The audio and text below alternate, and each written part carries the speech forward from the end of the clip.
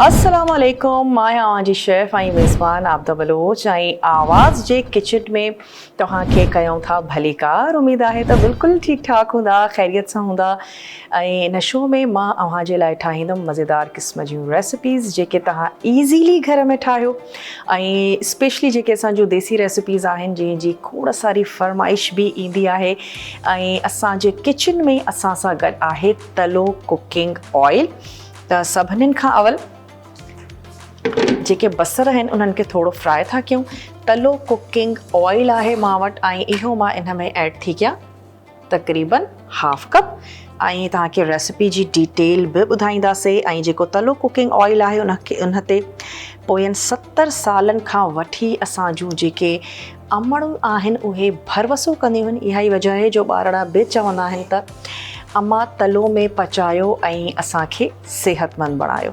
त तमामु ज़बरदस्त आहे ऐं वॾो हिकिड़ो तवील अरसो आहे जेको एतमाद माउनि जो इनखे हासिलु आहे।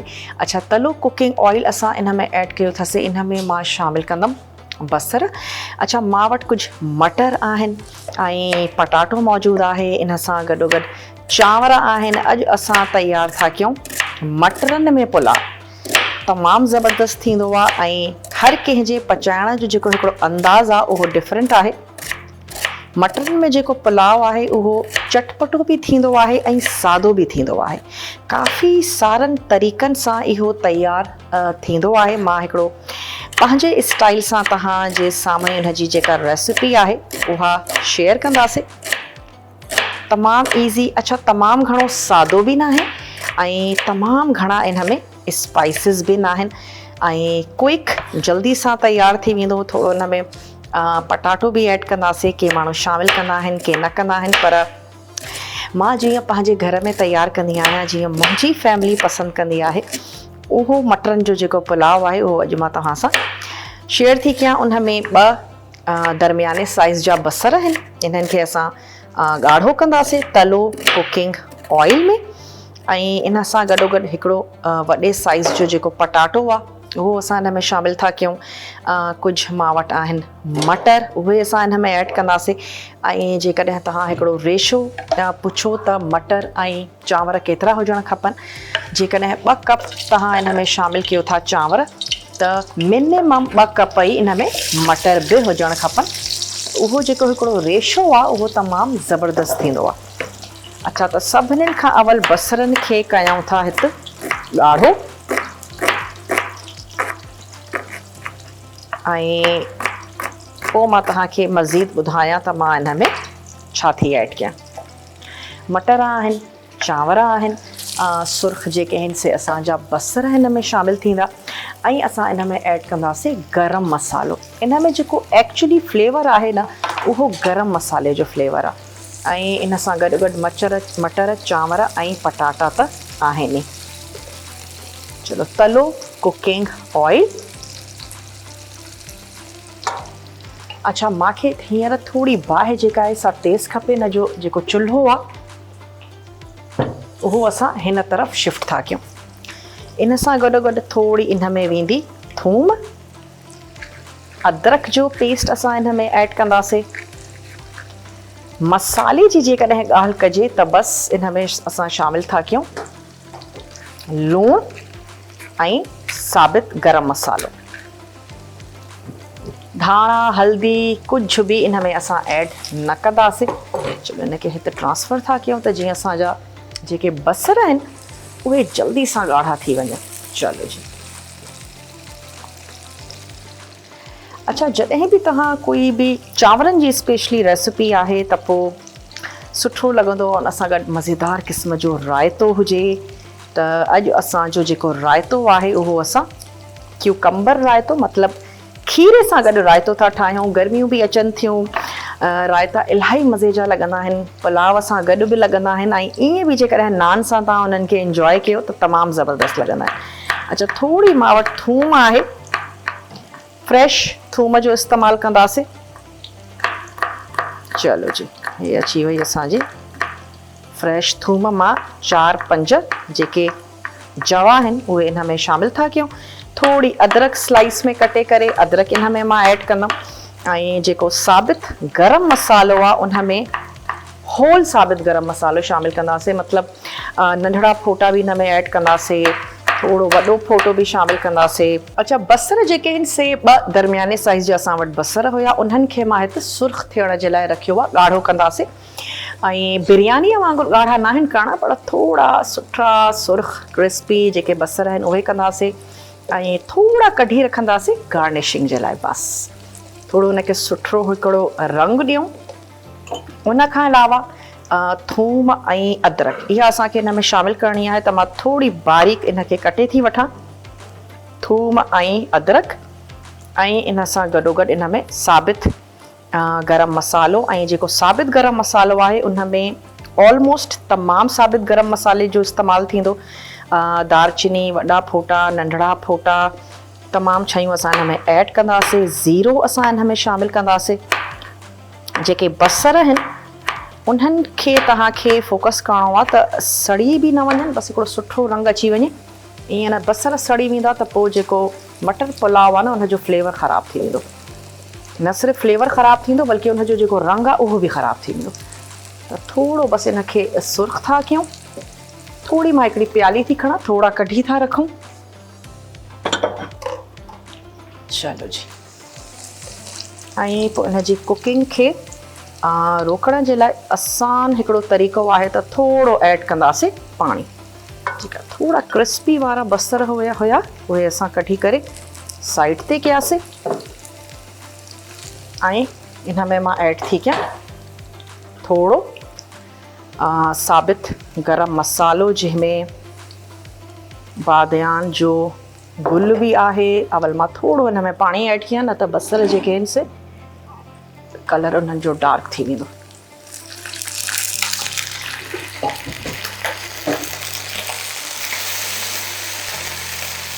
चलो, अच्छा, नंढड़ो फोटो बि ऐड था कयूं, हिकिड़ो वॾो फोटो, थोड़ी दालचीनी, ज़ीरो ऐं कारा मिर्च। चलो, तेज पत्तो, बस।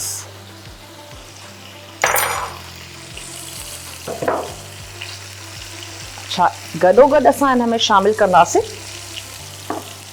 थूम, अदरक,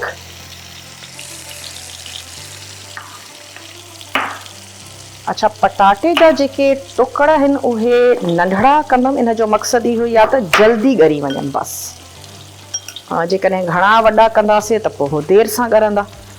असां चाहियूं था त असांजा पटाटा जेके आहिनि से जल्दी सां ॻरी वञनि, त पोइ हिन जो साइज़ असां कंदासीं नंढड़ो।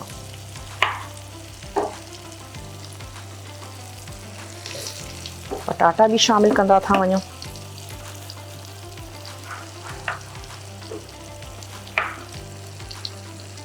चलो जी। ऐं इन सां गॾु अॼु तयारु थींदो खीरे जो रायतो। तमामु ज़बरदस्त कॉम्प्लीमेंट कंदो इन सां गॾु, चांवरनि सां गॾु उहे बि रायतो तमामु सुठो लॻंदो आहे। बिरयानी हुजे, पुलाव हुजे। चलो जी, गर्मियुनि में रायता ईअं बि ॾाढा सुठा लॻंदा आहिनि। ज़रूरी न आहे त तव्हां बिरयानी सां ई खाओ, बल्कि छड़ो रायतो हुजे, नान हुजे या उफराटो हुजे, ज़बरदस्त नाश्तो बि थी थो वञे। अक्सर बेदे खाइण ते दिलि न चवंदी आहे। चलो, हाणे थोड़ो असां ऐड कयोसीं पाणी। ऐं पाणीअ विझण जो मक़सदु इहो ई आहे त हे जेके स्पेशली असांजा पटाटा आहिनि इहे सुठे तरीक़े सां ॻरी वञनि। चलो, ऐं जेका बाहि आहे उनखे बि थोड़ो कंदासीं स्लो।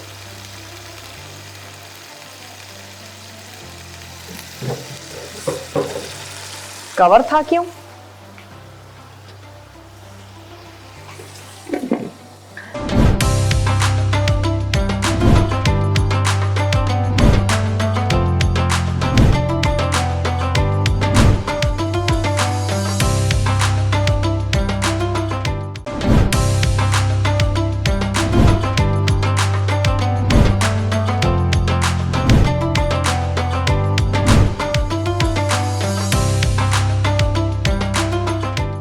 अच्छा, इन में मूंखे ऐड करिणो आहे थोरा सावा मिर्च। इन में ॻाढ़ा मिर्च शामिल न थींदा, कंहिं क़िस्म जी का हेड असां इन में नथा ऐड कयूं।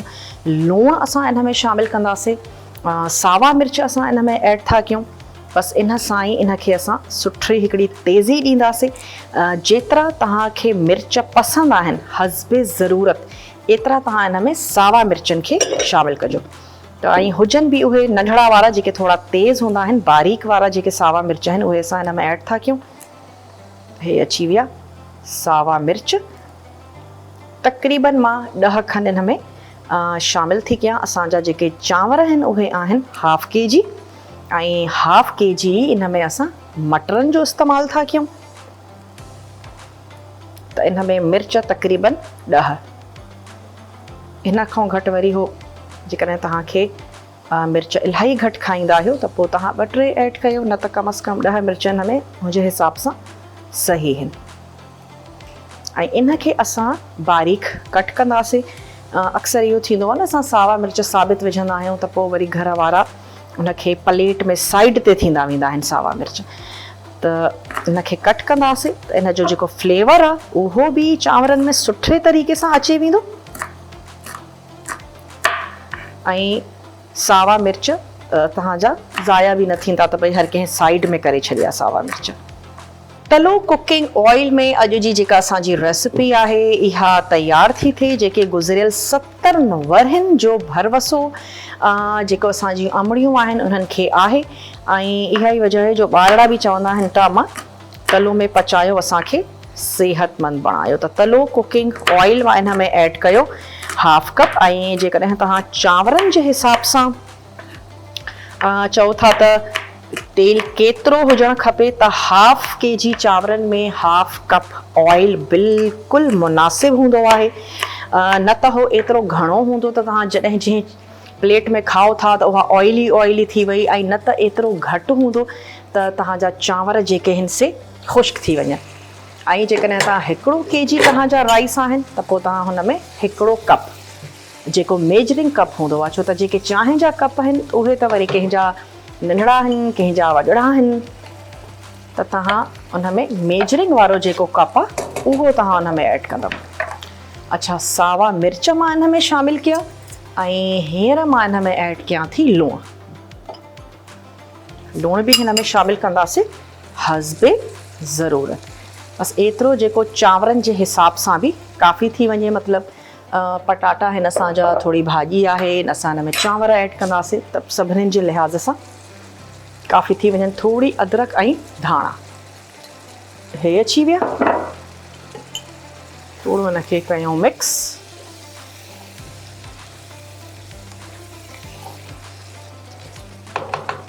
चलो जी, हिनखे कयूं था कवर। जेके मटर आहिनि उहे बि हिन में असां ऐड था कयूं। त जीअं मटर बि थोरा, अच्छा, अधु गरिया असांजा जॾहिं पटाटा थी वञनि, तव्हां पटाटा ऐड कया आहिनि, कुझु मिंट गुज़री विया आहिनि, उन खां बाद में तव्हां हिन में ऐड कयो मटर। ऐं मटर जो बि रेशो इहो ई आहे, जेकॾहिं 2 कप तव्हांजा चांवर आहिनि त एटलीस्ट 2 कप मटर हुजनि, त जीअं तव्हांजा मटर सुठे तरीक़े सां नज़र अचनि। चणनि में पुलाव कयो था पोइ बि तव्हांजो इहो ई रेशो हूंदो। 2 कप चांवर आहिनि त 2 कप बॉइल थियल जेके चणा आहिनि उहे तव्हां हुन में शामिल कयो, त काफ़ी बैलेंस में रेशो हूंदो आहे। न त तमामु घणो थी वेंदो ऐं न त वरी तमामु घटि हूंदो। अच्छा, हे असां हिन में ऐड कयोसीं खीरो मां वटि आहे, ऐं खीरे जो अॼु असां तयारु कंदासीं जेको आहे सो रायतो। उन में असां शामिल कंदासीं खीरो कद्दूकश कयो या बारीक कट करे, उहो असां हिन में ऐड कंदासीं। थोरो मां हिन में शामिल कंदमि फूदनो, ऐं इन सां गॾोगॾु साओ मिर्च, 2-3 सावा मिर्च इहे असां हिन में शामिल कंदासीं। थोरी इन में ऐड कंदासीं थूम। इहे तमामु जेके शयूं आहिनि इहे अॼोके रायते में शामिल थींदियूं। त जेसीं ताईं असांजा इहे जेके पटाटा आहिनि इहे ॻरनि था, त छो न पंहिंजे रायते जी असां तयारी कंदा हलूं। अच्छा, इहो जेको रायतो आहे इहो खाइण में त मज़ेदार आहे ई, पर गर्मी जे लिहाज़ सां इलाही थधो बि आहे, छो त धोरो उअं ई तमामु सुठो लॻंदो आहे। वरी खीरो आहे हिन में, खीरे जी इफ़ादियत बि थधी आहे, त इलाही सुठो लॻंदो आहे। ऐं इंशाल्लाह अचण वारे जेके असांजा ॾींहं आहिनि हुन में असां तव्हांखे डिफरेंट जेके रायता आहिनि उन्हनि जी रेसिपीज़ ॾींदासीं जेके तव्हां इन गर्मी जे मौसम में तव्हां उनखे इंजॉय करे सघो था। अच्छा, हिकिड़ो जेको खीरो आहे उहो काफ़ी थी वेंदो असां मुंहिंजे हिसाब सां। अच्छा, जेको धोरो आहे उहो आहे मां वटि हिकिड़ी प्याली ऐं उन में मां ऐड कंदमि थोरी क्रीम त उनखे मज़ेदार हिकिड़ी क्रीमी टेक्सचर अचे वेंदो, तमामु ज़बरदस्त लॻंदो आहे रायतो। कॾहिं तव्हां ट्राई कजो। अच्छा, हिनखे मां बारीक चॉप थी कयां। अच्छा, स्किन मां इन जी इस्तेमालु थी कयां। जेकॾहिं तव्हांखे को इशू आहे इन में त तव्हां भले इन जी स्किन खे कढी छॾियो, पर सुठो आहे जेकॾहिं फाइबर तव्हां पंहिंजे खाधे में ऐड कयो। असां पटाटनि जी स्किन बि कढी छॾींदा आहियूं, हर शइ जी, त थोरो सुठो आहे फाइबर सां गॾु ठाहियो, थोरो स्किन हुजे खीरे जी। बाक़ी जेकॾहिं घर वारनि खे पसंदि न आहे त पोइ तव्हां भले हिनखे साइड ते कजो। अच्छा, पटाटनि खे बि थोरो ॾिसंदा हलूं त केतिरा असांजा ॻरी विया आहिनि। बसि हाणे मां हिन में मटर शामिलु कंदमि।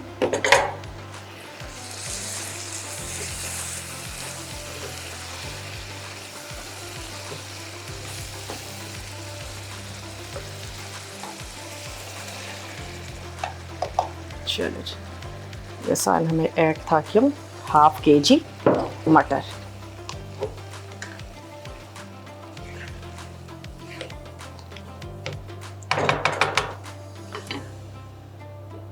अच्छा जी, खीरे जे रायते जे लाइ खीरे खे थोरो बारीक चॉप था कयूं ऐं गर्मियुनि में खीरे जो इस्तेमालु इलाही सुठो आहे। इन जो अर्क रखी तव्हां कढी रखी सघो था, उनखे स्प्रे गन में विझी करे ऐं फ्रिज में रखो, थधो थधो स्प्रे कयो तव्हां फेस ते, स्पेशली जॾहिं तव्हां इलाही गर्मीअ में ॿाहिरि खां अचो था त उन जे लाइ बि इलाही सुठो आहे। अखियुनि ते रखण सां बि इंसान जी जेको थकु आहे उहो ख़तमु थी थो वञे। त खीरे जी इलाही इफ़ादियत आहे ऐं गर्मीअ में इलाही खीरा जेके से असांखे नज़र बि ईंदा आहिनि। चलो, मां अधु हिकिड़ो खीरो जेको आहे सो उहो हुन में ऐड था कयूं, इलाही आहे मुंहिंजे हिसाब सां। ऐं थोरो बसर बि हिन में सुठो लॻंदो त हिकिड़ो हिन में बसर ऐड कंदासीं। चलो, त हिकिड़ो मां वॾे साइज़ जो प्यालो थी खणा ऐं उन में असां पंहिंजा जेके इंग्रेडिएंट्स आहिनि उनखे मिक्स था कयूं। हिन प्याले खे थोरो हे आहे असां वटि, चलो जी, हे था खणो। अच्छा जी, थोरो खीरो अची वियो, कुझु हिन में ऐड कंदासीं पुदीने जा पत्ता। अच्छा, पुदीने जो गुल ई ऐड कंदासीं गार्निशिंग जे लाइ। चलो जी, बस पुदीनो इलाही स्ट्रॉन्ग इन जो फ्लेवर हूंदो आहे, त बसि एतिरो काफ़ी आहे। 2-3 इन में असां ऐड कया अथसीं सावा मिर्च, कुझु इन में असां शामिल था कयूं पुदीने जा पत्ता। इन जी बि तासीर इलाही थधी आहे। जेकॾहिं तव्हां कहवो इंजॉय कंदा आहियो त कहवे में कहवो तव्हां ठाहियो ऐं उन जी बाहि बंदि करण खां बाद में कुझु पत्ता पुदीने जा विझी उनखे तव्हां ढकु ॾेई छॾियो ऐं ढकु ॾियण खां बाद में तव्हां उन कहवे खे इंजॉय कयो। पुदीने जी एॾी ज़बरदस्त उन में ख़ुशबू हूंदी आहे, तमामु ज़बरदस्त लॻंदो। थोरो उन में ऐड कयो लेमन जूस, ज़बरदस्त तव्हांजो कहवो जेको आहे सो तयारु थी वेंदो। अच्छा, जेके असांजा पटाटा आहिनि उहे बि सुठे तरीक़े सां ॻरी विया आहिनि, त हाणे मां इन में शामिलु कंदमि पाणी चांवरनि जे हिसाब सां। अच्छा, डिफरेंट जेके असांजा चांवर आहिनि उहे डिफरेंट तरीक़े सां पाणी खणंदा आहिनि, त तव्हां जेके बि चांवर इस्तेमालु कंदा आहियो उन जे हिसाब सां तव्हां हिन में पाणी ऐड कयो। जेकॾहिं डबल या पोइ अक्सर असां 2.5 गुना बि पाणी शामिलु कंदा आहियूं, डिपेंड थो करे त तव्हां कंहिं क़िस्म जा जेके राइस आहिनि उन जो इस्तेमालु था कयो।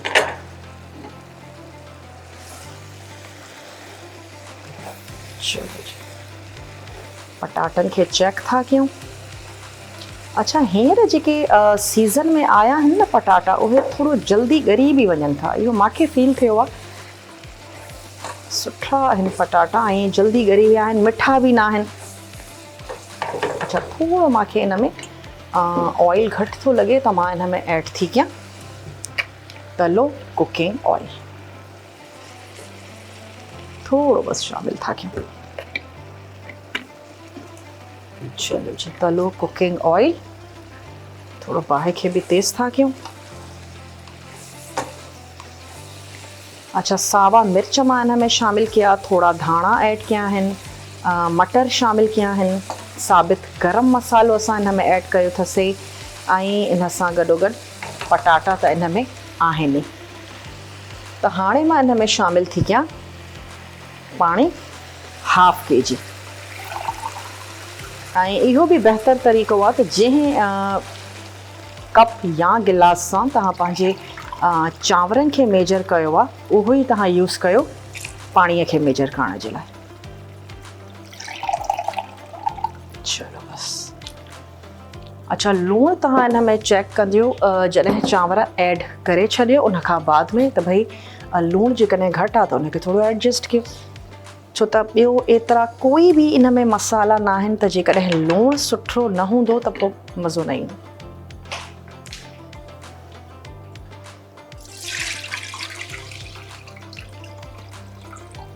चलो जी हे अची विया असांजा राइस।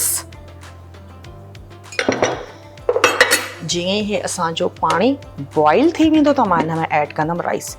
अच्छा हाणे वापसि असां अची वेंदासीं पंहिंजे रायते जी तरफ़ ऐं रायते में हे अवल त अची वियो असांजो धोरो।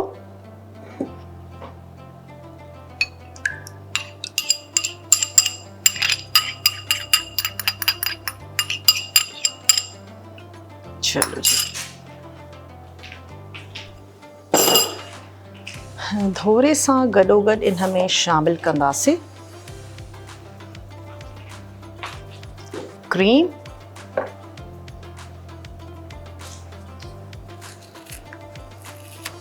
ऑप्शनल आहे, जेकॾहिं तव्हां ऐड करणु चाहियो था त ज़रूरु ऐड कयो ऐं न बि ऐड करणु चाहियो था, थोरो कैलोरी कॉन्शियस आहियो ऐं थोरो लाइट तव्हांखे खपे त न ऐड कयो, को अहिड़ो मसइलो न आहे। चलो जी हे अची वई हिन में क्रीम। हाणे धोरो ऐं क्रीम इन्हनि खे कंदासीं थोरो मिक्स।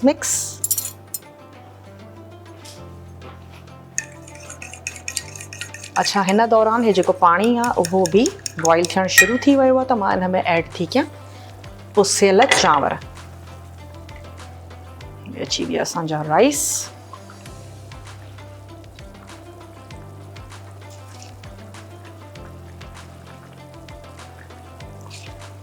राइस ऐड करे इन जो जेको लूणु आहे उहो चेक कंदासीं।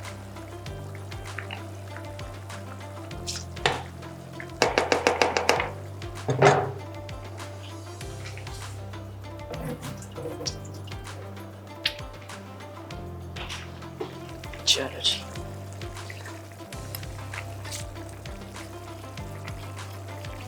ये अची वियो चांवर, 1/2 kg असांजा हुया राइस। उनखे स्पून हलाए था वठूं।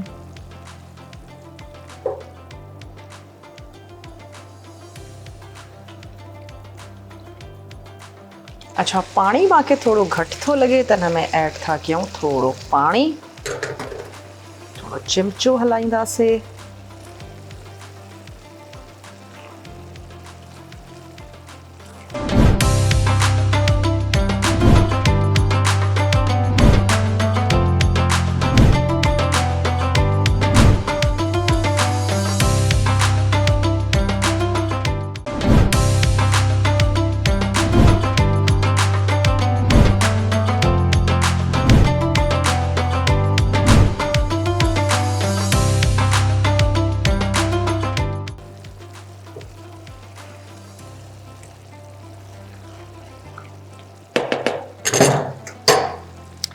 लूणु बि मां हिन जो चेक थी कयां ऐं जेकॾहिं ठीकु न हूंदो त हिन टाइम ते हुनखे एडजस्ट करे वठंदासीं।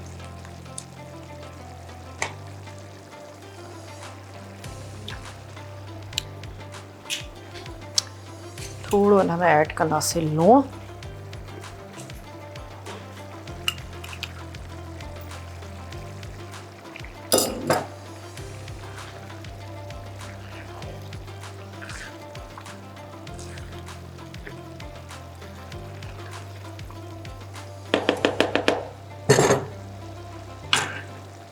चलो ॿीहर कयूं था हिनखे कवर। अच्छा, हे अची वियो असांजो रायतो। अच्छा, इनखे हाणे कयूं था दम ते, त हल्की असांखे खपे बाहि।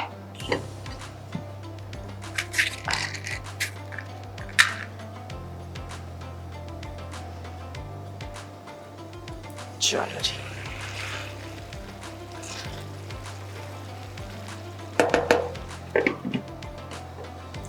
हाँ इनखे रखूं था दम ते तक़रीबन 10 खां 15 मिनट इनखे दम ॾींदासीं ऐं दैट्स इट।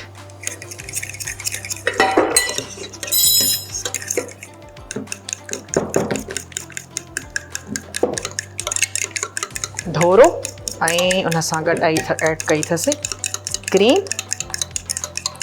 इन्हनि खे थोरो मिक्स कंदासीं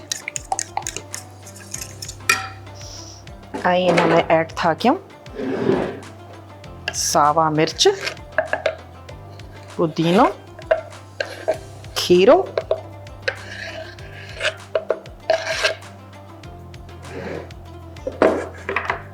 अच्छा गॾोगॾु थोरो लूणु,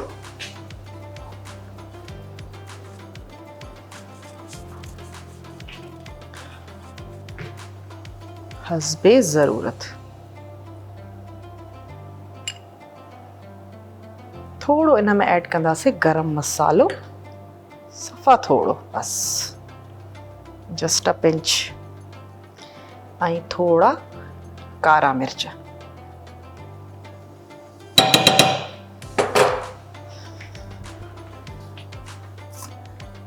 अच्छा, हिकिड़ो मां इन में शामिल कंदमि बसर।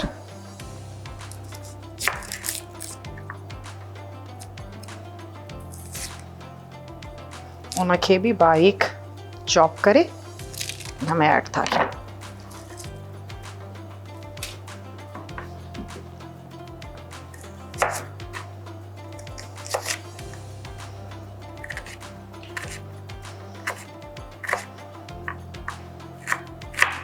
बारीक चॉप करे इनखे ऐड था कयूं। अच्छा, असां त चॉप इन में ऐड कया अथसीं, कद्दूकश करे भी तव्हां इन में शामिल करे सघो था, ऐं जेको पुदीनो ऐं तव्हांजा मिर्च आहिनि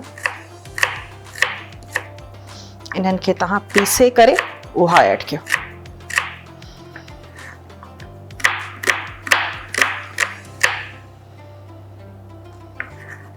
चलो जी,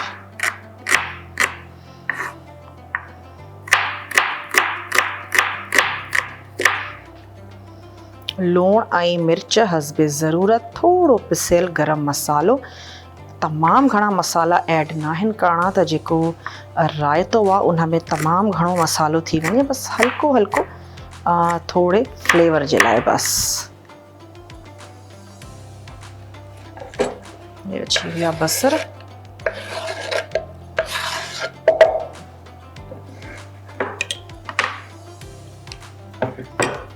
कंदासीं सुठे तरीक़े सां मिक्स।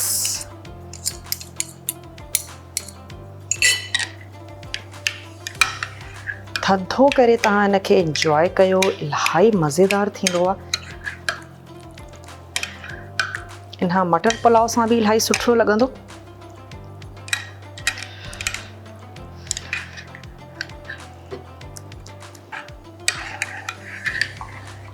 चलो, हे रायतो असांजो थी वियो आहे तैयार। कोई भी सर्विंग जी हिकिड़ी साइड्स मां हिनजी बल्कि थोड़ी क्लीन थी कयां, इनखे इन में ही सर्व कंदासीं। बस साइड्स इनजी थोड़ी क्लीन थी कयां, थोड़ो इनखे टेस्ट भी करे था वठूं।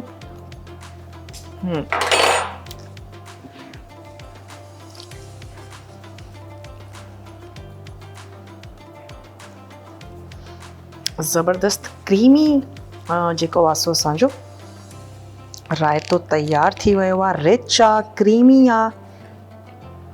जीअं मां तव्हांखे शुरूआत में बि चयो त ज़रूरी न आहे त तव्हां हिनखे पुलाव सां गॾु सर्व कयो। तव्हां हिनखे नाश्ते में इंजॉय करे सघो था। पराठे सां बि इलाही मज़ेदार लॻंदो।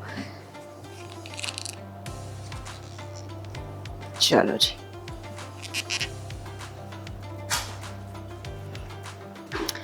अच्छा हिनजी जेका गार्निशिंग आहे हुनमें असां विच में हिकिड़ो ऐड कंदासीं फूदनो। बस दैट्स इट। जेके असांजा चांवर आहिनि उहे दम ते आहिनि। इहे तमामु शयूं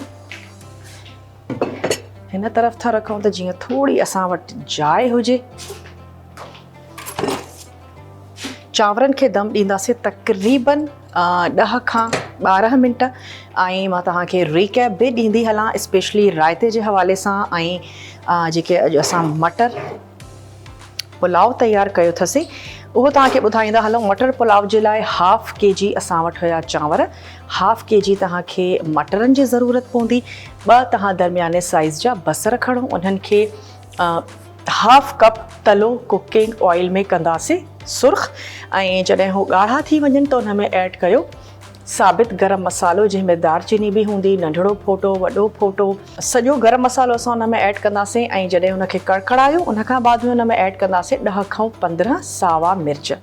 उहे शामिलु कंदासीं। हिकिड़ो वॾे साइज़ जो पटाटो हुयो, उनखे थोड़ा नंढड़े साइज़ जो कट करे उहो तव्हां हुन में ऐड कयो। ऐं जॾहिं पटाटा ॻरी वञनि या अधु ॻरिया थी वञनि तव्हां हुन में ऐड कंदव मटरनि जो कुकिंग टाइम एतिरो घणो नाहे हूंदो। उन खां बाद में जॾहिं पटाटा बिल्कुलु ॻरी वञनि त तव्हां उन में ऐड कंदा लूणु हस्बे ज़रूरत।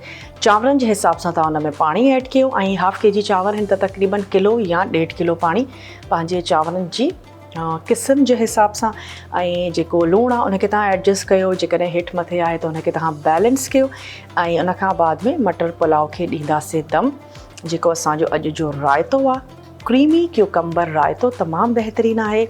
इन में हिकिड़ो असां ऐड कयो अथसीं खीरो ऐं कद्दूकश कयो या बारीक चॉप कयो। बारीक चॉप करे हिन में ऐड कयो आहे बसर ऐं कारा मिर्च, थोड़ो पिसियल गरम मसालो, लूणु हस्बे ज़रूरत, थोड़ा पुदीने जा पत्ता उहे असां हिन में शामिलु कया अथसीं। थोड़ा सावा मिर्च 3 खां 4 तमामु शयुनि खे सुठे तरीक़े सां मिक्स कयो। धोरो आहे ऐं पाणी मां हिन में ऐड न कयो आहे। जेकॾहिं तव्हांखे पतलो रायतो खपे त पोइ तव्हां हिन में थोरो पाणी ऐड कयो। त क्रीम ऐड कई अथसीं, धोरो आहे, लूणु, कारा मिर्च, थोड़ा पिसियल गरम मसालो, पुदीनो, दैट्स इट, बसर ऐं हिन सां गॾोगॾु क्यूकम्बर जेको तव्हां बारीक चॉप करे हिन में शामिलु कंदा। त असांजो रायतो जेको आहे सो तयारु थी वियो। ऐं जीअं ई दम अचे वेंदो असां पंहिंजे हिन जेको मटरनि जो पुलाव आहे इनखे डिश आउट कंदासीं। पर अञा 1 खां 2 मिंट हिन में आहिनि। थोरो हुनखे रेडी था करणु ॾियूं ऐं हुन खां बाद में हिनखे सर्व कंदासीं। मटर पुलाव असांजो रेडी थी वियो आहे। हिन जो स्टोव मां कयां थी बंदि। ऐं चांवर जॾहिं थोड़ा टर्न थी वञनि मथां त हिन जो मतिलबु आहे त चांवर रेडी थी विया आहिनि तमामु सुठे तरीक़े सां। ऐं बाज़ माण्हुनि खे थोड़ा नम थियल चांवर सुठा लॻंदा आहिनि त पंहिंजे फैमिली जी जेका पसंदि आहे उनखे मद्देनज़र रखंदे तव्हां चांवरनि खे तयारु कयो। ऐं अॼु जा जेके मटर पुलाव आहिनि उहे असां तयारु कया अथसीं तलो कुकिंग ऑयल में, जंहिंजो चवणु आहे त गुज़िरियल 70 वरहनि खां वठी असां जूं जेके माहिर आहिनि उन्हनि जो भरवसो आहे तलो कुकिंग ऑयल ते। ग़ज़ाइयत सां भरपूर खाधा इन्हनि जा तयारु थींदा आहिनि। इन्हनि जो ऑयल तमामु बहितरीनु आहे ऐं वॾो वक़्तु थी वियो आहे। 70 साल इलाही अरसो हूंदो आहे जंहिंमें इन्हनि जो भरवसो आहे असांजी अमड़नि जो ऐं तमामु बहितरीनु आहे। असां बचपन खां वठी चई सघिजे थो त तलो जो जेको आहे सो नालो ॿुधंदा था अचूं। त तमामु ज़बरदस्त ऑयल बि आहे, इन्हनि जो गिह बि आहे। इन सां गॾोगॾु अॼु असां तयारु कयो अथसीं क्रीमी क्यूकम्बर रायतो, जंहिंमें क्रीम आहे ऐं रायतो आहे त यकीनन धोरो बि आहे ऐं कारा मिर्च आहिनि, थोरो पिसियल गरम मसालो आहे, लूणु असां हिन में शामिलु कयो अथसीं ऐं हिकिड़ो बसर उनखे बारीक चॉप कयो ऐं हाफ क्यूकम्बर असां हिन में ऐड कयो अथसीं बारीक चॉप करे उहो शामिलु कयो ऐं थोरा पुदीने जा पत्ता, ॾाढा स्ट्रॉन्ग फ्लेवर हूंदो आहे, रायते में सुठो लॻंदो। ऐं कुझु इन में ऐड कया अथसीं सावा मिर्च ऐं थोरी लहसुन, हिकु खां ॿ जवा उहे तव्हां हिन में शामिलु कयो। तमामु शयुनि खे सुठे तरीक़े सां मिक्स कयो ऐं हींअर हाणे हे जेके मसाला आहिनि इन्हनि खे कयूं था साइड में, ऐं जेको मटर पुलाव आहे उनखे कयूं था डिश आउट। थोड़ा बसर मां कढी करे रखिया आहिनि,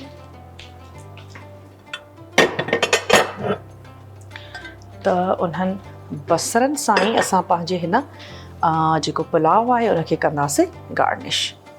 चलो जी, बिस्मिल्लाहिर्रहमानिर्रहीम। हे असांजा अची विया राइस।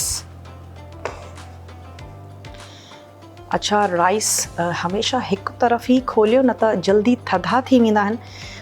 जेकॾहिं तव्हां चाहियो था त एतिरी जल्दी थधा न थियनि त सॼा जेके तव्हांजा राइस आहिनि न उन्हनि खे हिकु मनु तव्हांखे खोलणो न आहे। थोरो लाइट लाइट हिकु तरफ़ जेतिरे तव्हांजी नीड आहे उहे चांवर तव्हां खोलियो ऐं इन्हनि खे गर्मा गर्म डिश आउट कयो। चांवर हमेशह सुठा लॻंदा आहिनि गर्मा गर्म।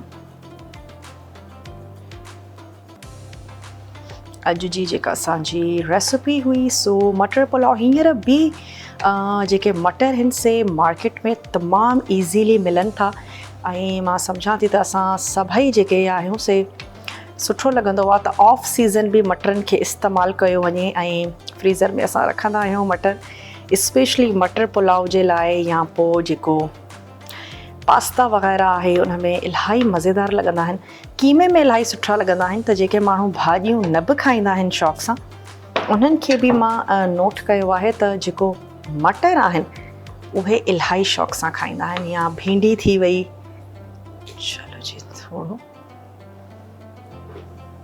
जेतिरो असांजे प्लेटर में सुठो थो लॻे एतिरो असां डिश आउट कयो अथसीं।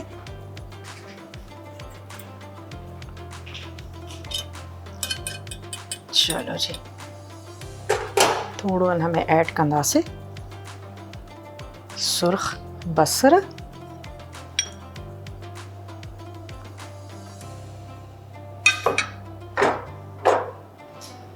हे अची वियो असांजो मटरनि जो पुलाव। ऐं हिकिड़ी जेका प्लेट आहे उन में बि हिकिड़ी जेका सिंगल सर्विंग आहे उहा थोरी डिश आउट था कयूं।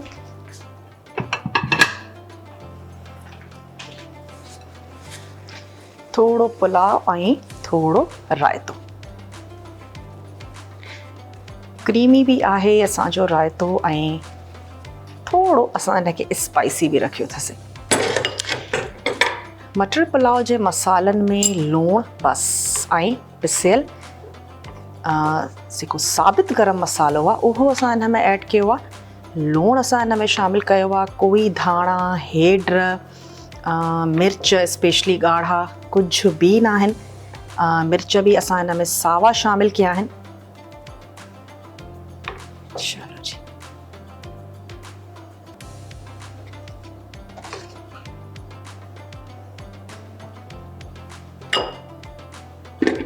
पंहिंजे हिसाब सां मिर्चनि खे तव्हां ऐड कयो ऐं थोरो हिन में ऐड था कयूं रायतो।